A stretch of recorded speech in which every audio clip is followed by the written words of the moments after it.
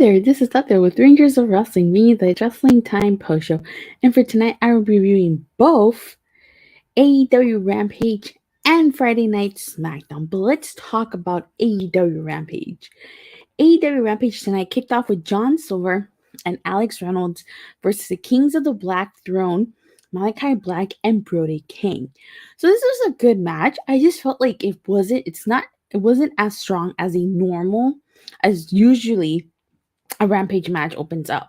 I just felt like this was just a good match, but it was not like a "this is awesome" match. It was just a decent match. This was a result of John Silver and Alex Reynolds issuing a challenge to the House of Black on Dynamite. So I have to say, John Silver and Alex Reynolds did a great teamwork on Brodie King. So, I wonder where Buddy Matthews is. He seems we haven't seen him in a while. But the Kings of the Black Throne win after they hit the Dante Inferno to Alex Reynolds. And so at the end of the match, there's a post-match assault. Is Darby Allin leaping from the top of the tunnel and he attacks Brodie King. And then what I thought was really cool was that Sting came out and Malakai Black was just staring at him. And then they both leave and come back and stare at each other again. So I honestly feel like we're going to eventually have the Kings of the Black Throne versus Malakai Black and Darby Allin. And then after this, we get the Ring of Honor World Championship match as Jonathan Gresham versus Lee Moriarty, who is accompanied to the ring by Matt Sydal. This ended up resulting because last week, Jonathan Gresham turned on Lee Moriarty. He left him hanging in the middle of the match, and he aligned himself with the Blanchard Enterprises. Okay. So, since this was a Ring of Honor title defense, the Code of Honor was observed. I mean, my bad. Sorry, observed. Lee Moriarty at one point sent Jonathan Gresham crashing into the barricade, and Jonathan Gresham ended up winning this match by submission. And so after the end of the match, he basically starts cutting a promo saying he's going to out-wrestle all our favorites. And he gets interrupted by Claudio Castelloni. And they basically have a stare down and stare at each other. And we found out that at Death Before Dishonor, Jonathan Gresham is going to take on Claudio Castelloni for the Ring of Honor World title. That should be an incredible match. I'm actually very excited to see that match. I want to see Claudio Castelloni give Jonathan Gresham the giant swing. Just imagine that. How cool is that spot going to be? Jonathan Gresham getting spun by Claudio. I think that's going to be a pretty cool spot. Then we get a quick Christopher Daniels segment. He's basically telling Jay Lethal to keep Joe's name out of his mouth, or he's going to slap it out of his mouth. Then Kris Statlander and Athena versus the Regnade twins, which is very short match, quick squash match. Statlander and Athena win this, but then they get attacked by Jay Cardo and Kiera Hogan. So, I know the purpose of this was just to get Statlander and Athena a victory, but they should do more with the women. Why are we just getting this one match? Why can't we have another match? I don't know, but their biggest problem has been the women's division. I feel like the women could be booked stronger. All right, so then we get Lee Moriarty segment. He's backstage, and Stokely Hathaway approaches him. And he tells him that Lee Moriarty could be doing more, which offends Matt Sydal. And because he's basically saying that Matt Sydal hasn't done anything for Lee Moriarty. And Matt Sydal says he's got the opportunity of a lifetime for Lee, and he's going to face Dante Martin next week. So if you look at Lee Moriarty's face throughout this whole segment, he's kind of feeling what Stokely Hathaway has to say. So I actually would like to see Stokely Hathaway manage Lee Moriarty. I think that would be a good pairing. So I don't know. I feel like maybe if Lee Moriarty loses to Dante Martin, he will probably align himself with Stokely Hathaway. That's what I think. All right, so then we get the Gun Club segment, who is basically talking about how everybody loves the Acclaim. Even he loves the Acclaim, but he treated them like his own kids and treated them better than his own kids. Then they come out And the Acclaim basically attacked the Gun Club, and they want the match with the Gun Club. Obviously, typical heels, the Gun Club refuses to give them this match. So I feel like eventually we'll get it, just not anytime soon. I don't know how much more what the Acclaim has to do to get that match out of the Gun Club. The main event was the Lucha Brothers versus Private Party. I actually love that promo they did with backstage with Mark Henry. So basically, Andrade's saying that he was a busy man, but he believes in Private Party. Isaiah Cassidy saying he tried to call Andrade through MySpace, texting, Facebook, WhatsApp, and he even called his dad. So like he throws it way back to MySpace. Does anybody even still use MySpace nowadays? Like, wow, talk about taking it way back. I don't think any of the wrestlers are on MySpace. I have not heard in this day and age that wrestlers are on MySpace. Maybe back in the day, but not today. I really, really love the fact that Private Party said spreading love the Brooklyn way, which is, I'm assuming they're quoting Biggie Smalls from the song Juicy, but I really like that. And if they're not quoting him, then it's just it just so happened to be just them saying it. But I think they are quoting Biggie Smalls, spreading love the Brooklyn way. I like that song, by the way, Juicy. More friendships were ended through the MySpace top friends list than anything else. Oh, I know. The top 8. Why am I not on your top 8, top 24? So I absolutely really love, like, I speak Spanish. I know most people don't. So like when the Lucha Brothers say their stuff in Spanish, I understand what they're saying. I don't need Alex Abrahantes to translate, but I feel like Alex Abrahantes saying Penta says adds to the Lucha Brothers. And they actually have a store here in Pasadena where if you go visit, it's called the Republic of Lucha. If you go visit, there's a little chalkboard on the outside and it says Penta says, and it like has like a little quote. And I think that's really, really cool. They actually opened up a store in Las Vegas during Double or Nothing weekend. Unfortunately, I didn't go to that grand opening. But basically, Penta says in Spanish that he says que rápido Andrade se olvidó de la cultura en la lucha libre. Que sabe que quitándole la máscara a un luchador no significa que eres mejor. And then Phoenix goes on to say that que Andrade is basura. Well, in case you need the translation, it was basically saying that removing a mask from a wrestler doesn't make you better than them, and that Andrade is a piece of trash, and Andrade quickly forgot about the culture of lucha libre. Oh my god. And so then the match starts. So like my favorite part, one of my favorite spots in this match, I was actually what happened on the outside. Like Jose the assistant tries to get involved and Alex Abrahantes stops him. I honestly feel like they might have a match somewhere down the road. I know, call me crazy, but I see that happening. It's the second time Alex attacks Jose for trying to interfere. So Roos also tries to get involved, and he cheap shots Penta, but that's not enough for the Pride Party to win. Phoenix hits the Blackfire driver to Mark Quinn, and the Lucha Brothers are victorious, and that is how Rampage ends. Overall, pretty average episode of Rampage, if you ask me. I like the Lucha Brothers versus Pride Party. I like Gresham versus Moriarty.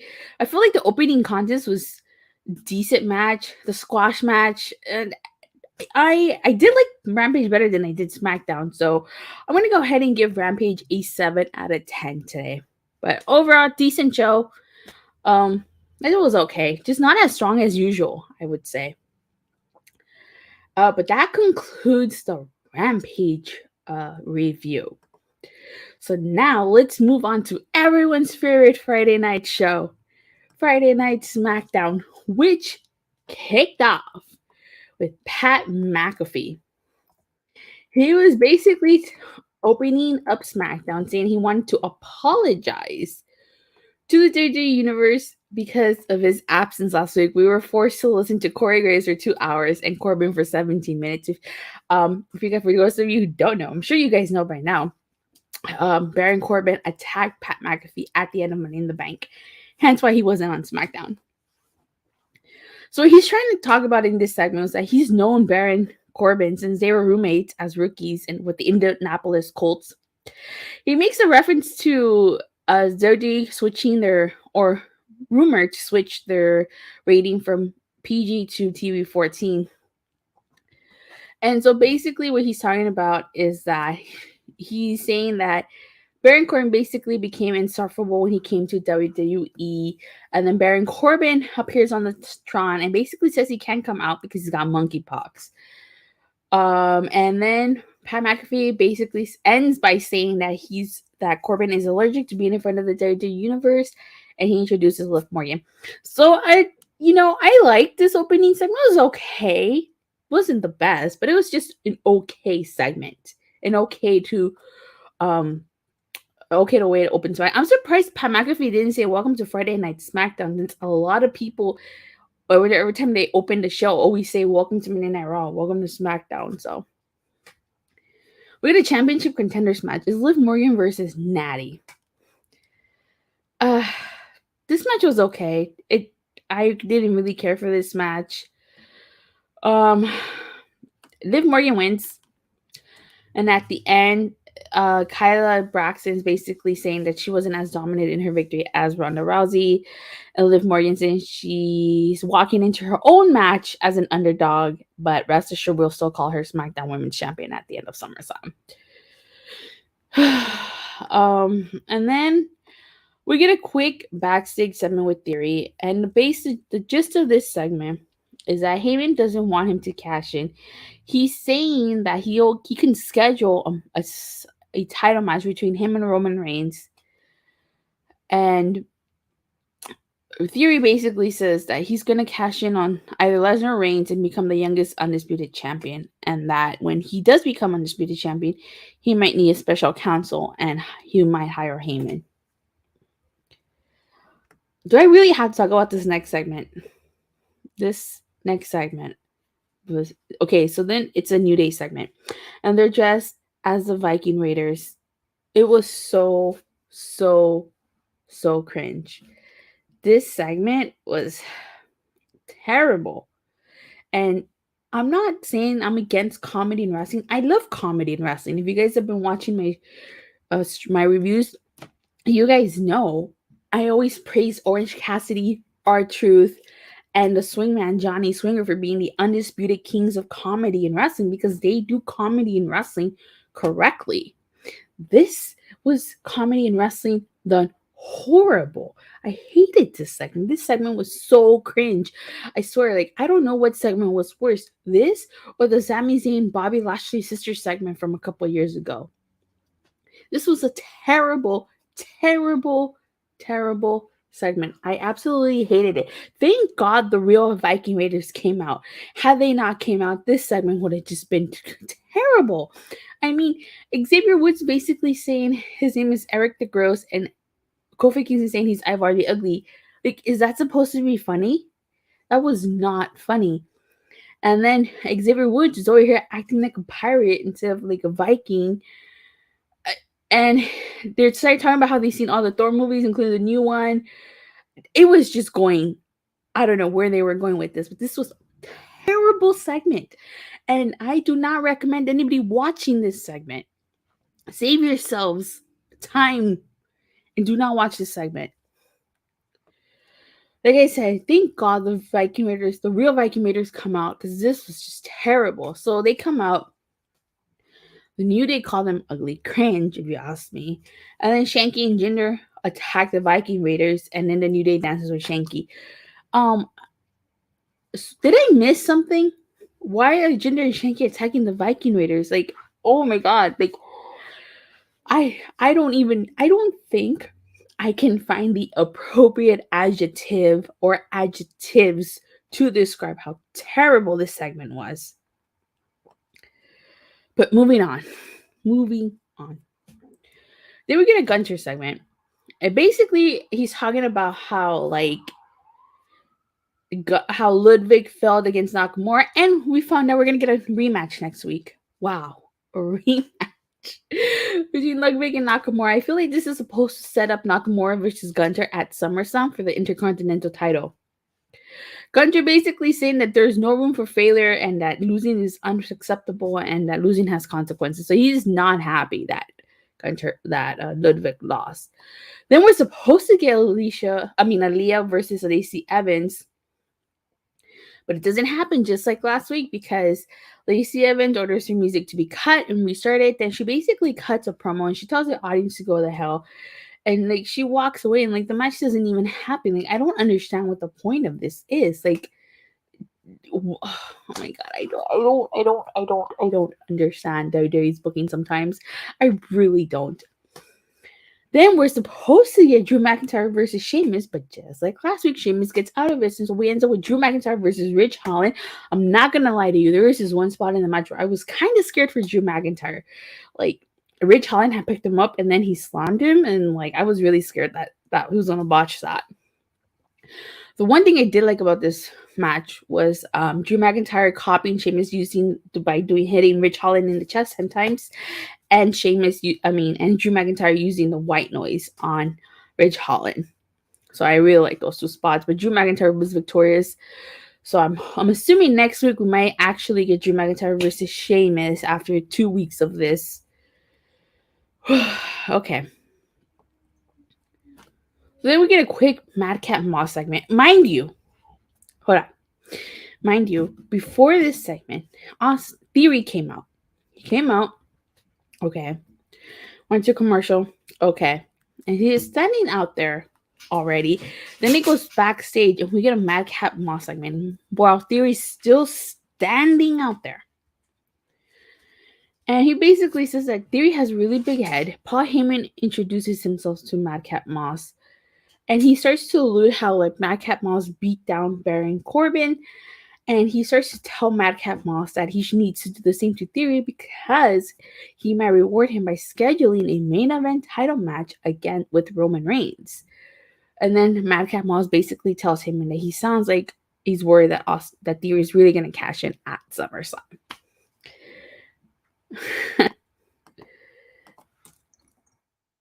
Then, mind you, Theory's still out there. He's still out there while we get a Maximum Male Models package. And we find out that not only are they going to model the swimsuit wear next week, but we're also getting Max Dupree's sister, Maxine Dupree. Any guesses as to who this might be? I don't watch NXT 2.0, but I'm assuming it's going to be someone from NXT. So if somebody watches NXT 2.0, can y'all like maybe give me some hints here? Because I have no idea who Maxine Dupree could be. But trying to think off the top of my head, but I got no one. So then finally, Theory versus Madcap Moss started, and actually I'm not gonna lie, like I will be frank. This match was not a bad match. I was actually kind of enjoying the match, but of course, this is why we can't have nice things, because WWE had to ruin this match by allowing Theory hit Madcap Moss with the Money in the Bank briefcase and causing a DQ. And you know what that means? We might see this match again. I think this match was the only match tonight that wasn't a rematch and stuff like that. Like, oh, and then we found out on Raw. That we're going to get Bianca Belair versus Carmella 3. Why? For the Raw Women's Championship. Why? I don't know.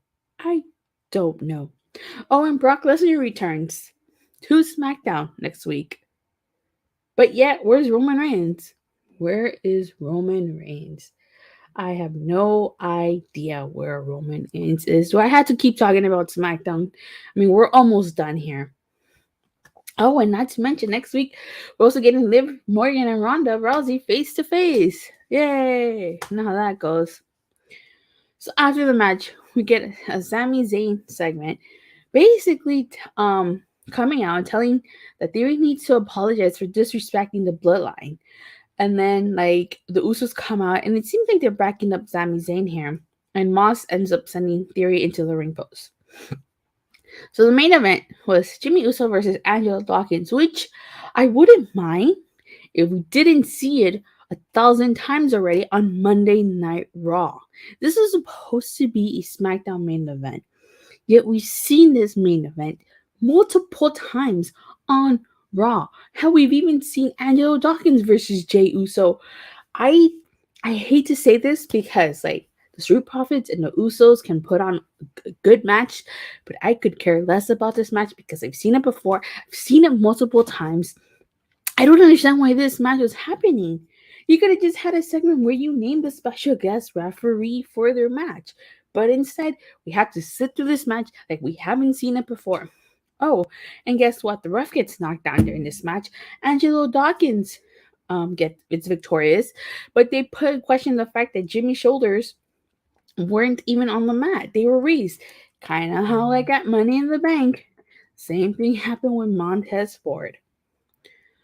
So at the end of the match, Adam Pearce comes out. And so he announced a special guest referee. And you would not believe who the special guest referee is.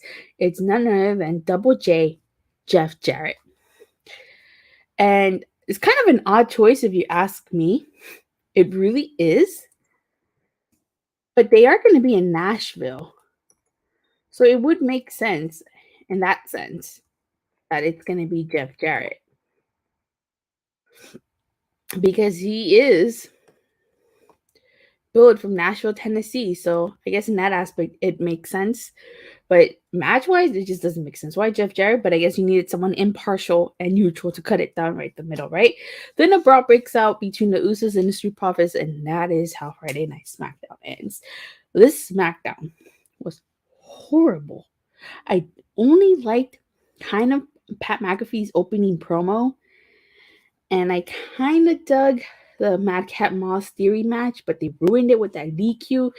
This, normally I'm generous with SmackDown, but I cannot be generous. I cannot. I'm going to give SmackDown a 1 out of 10. I really am, because this SmackDown was sucked. It really sucked. And now I know normally I'm not one to tell people don't watch Raw, don't watch SmackDown. You know, I'm not, but in this case, I'm trying to save you 2 hours of your life. And try to make sure you don't waste your 2 hours of your time watching SmackDown. This SmackDown sucked. It was not worth it. I am not excited at all for SummerSlam. I really not. But if I had to choose what the better show was, obviously Rampage, even though Rampage wasn't as strong as it normally is, but Rampage was still better than SmackDown. That's not me being biased. I always try my best to stay unbiased and to stay neutral.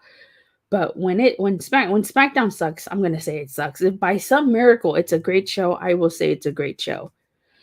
But yeah, with that being said, that concludes this review, you guys. Thank you guys all so much for watching and for your continuous support.